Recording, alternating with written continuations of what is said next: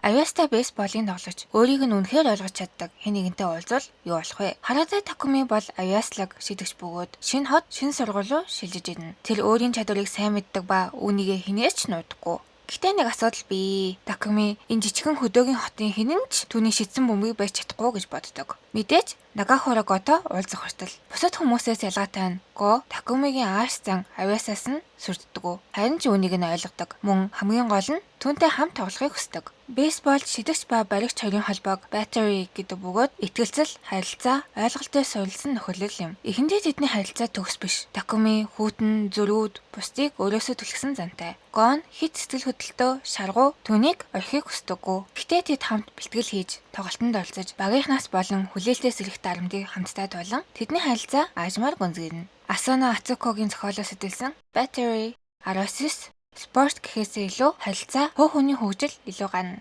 Өдөр бүр нэг аним.